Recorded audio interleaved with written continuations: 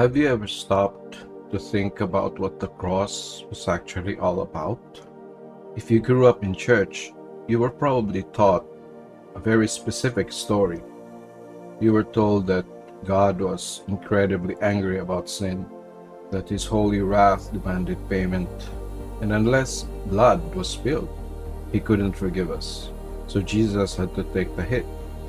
And what if we got the story completely backwards? What if the cross wasn't a bloody transaction to pacify an angry deity? What if the cross wasn't a picture of God killing Jesus, but rather a picture of mankind killing God? Today, we are tearing down the walls of fear and looking at the absolute radical reality of the cross.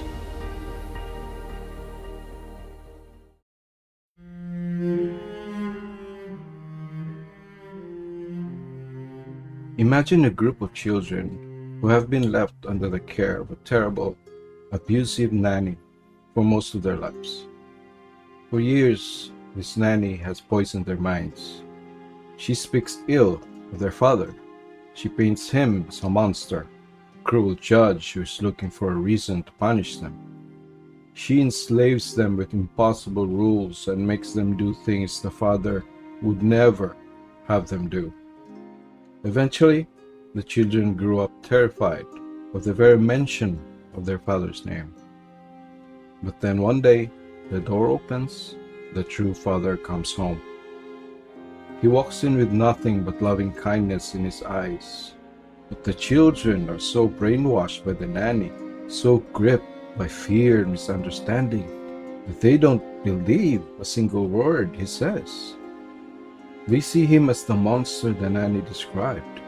In their panic, terror, and rage, they attack him. They beat their own father until he is rushed to the ICU, clinging to life. And what does the father do? He doesn't call the police. He doesn't disown them. He doesn't plot his revenge. As soon as he is able to stand, he walks right back through that front door, looks at his terrified, guilty children, smiles through the bruises, and softly says, "Peace to you, my children." Think about humanity for a moment. For eons, humanity has been lost in the dark. We forgot what the Father was truly like. We carried this deep, subconscious guilt, feeling like we were separated from God. And because we didn't know him, we did what human beings always do when we are afraid, and we invented religion. We spent thousands of years trying to figure out a way back. We built altars, we offered sacrifices, we followed rules, trying to climb our way back into a good relationship with a God we assumed was furious with us. We mapped out our own anger, our own vengeance, and our own insecurity, and painted it right on top of the face of God. But then, Jesus arrived. Jesus didn't come to save us from God. Jesus came to show us who God has always been. When humanity came face to face with perfect love, look at how we reacted. We didn't worship him. We didn't throw him a parade. In our ignorance, in our fear, our sin, we arrested him. And the cross? The cross is the ultimate mirror. It is the place where humanity did its absolute worst. God did not orchestrate the violence of the cross to satisfy his own ego. Instead, God absorbed the violence of the cross to show us his heart.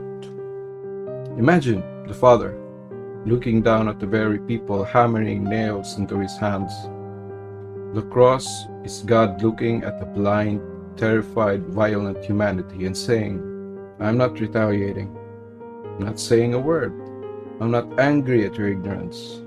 I'm not holding your sin against you. Look at me. Nail me to this tree. Spit on my face. Call me every name you can think of. Take my physical life away from me, and watch what I do. I'm going to breathe out forgiveness. You can do your absolute worst to me, and still, I love you. That is what changes a human heart. It is not the fear of a cosmic judge demanding a blood payout to be satisfied. Rather, it is the overwhelming, shocking realization of a father who would rather take a beating to the ICU from his own brainwashed kids than live another day without them. The cross was the day we did our absolute worst to him, but the resurrection was the Father walking right back through that front door, looking past our fear and saying, I'm not mad, peace be with you. There is a famous verse in Romans chapter 5 verse 8, and it lands entirely differently when you understand this family dynamic. It says, but God demonstrates his own love for us in this: while we were still sinners, Christ died for us. Notice, it doesn't say he waited for us to fire the nanny. It doesn't say he waited for us to clean up the house, apologize, or figure out how to be good.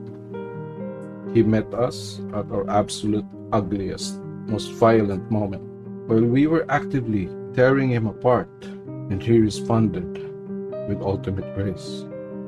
The nanny told you that you have to earn your place in the house, but the Father says your righteousness is already yours, bought by a love that cannot be offended, cannot be defeated, and will never, ever let you go.